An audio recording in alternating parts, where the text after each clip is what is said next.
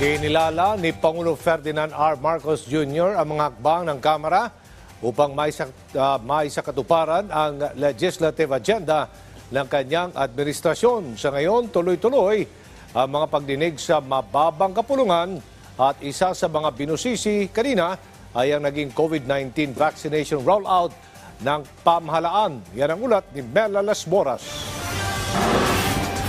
Kumpiyansa si Pangulong Ferdinand R. Marcos Jr. na mas titibay pa ang kooperasyon at magandang samahan ng sangay ng ehekutibo at legislatibo sa ngalan ng ibayong pag-unlad ng bansa. Sa plenary session ng Kamara kahapon, kinilala ng Presidente ang mga pagsisikap ni House Speaker Martin Romualdez para maisakatuparan ang legislative agenda ng administrasyon. Ito ay kasabay na rin ang pagbati para sa kanyang ika-60 kaarawan. Thank you for all the good work that you have done in leading the House of Representatives and the very important part that the House of Representatives under your leadership has played in our effort of nation building. And let's hope to keep that working relationship strong and vibrant. And I look forward to the years to come where we can do even more good work together.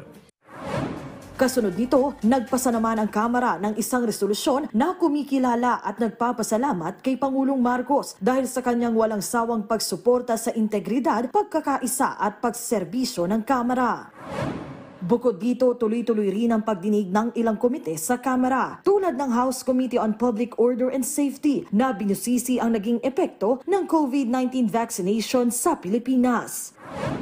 200,000 plus deaths, excess deaths are being recorded by PSA. There's no such other things that can be injected on intervention during the time of 2021.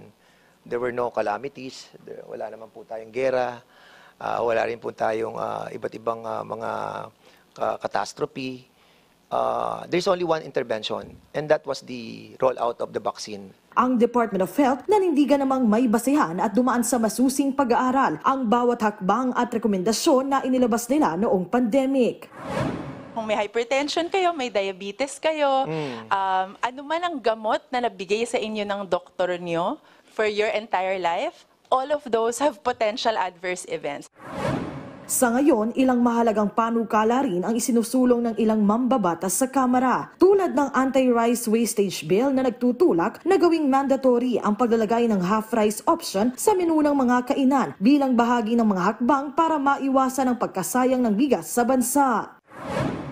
Pagtitiyak ng Kamara bago magtapos ang taon, ilang mahalagang panukala pa ang kanilang ipapasa sa ikatlo at huling pagbasa para mapakinabangan ng ating mga kababayan. Mela Las Moras para sa Bayan.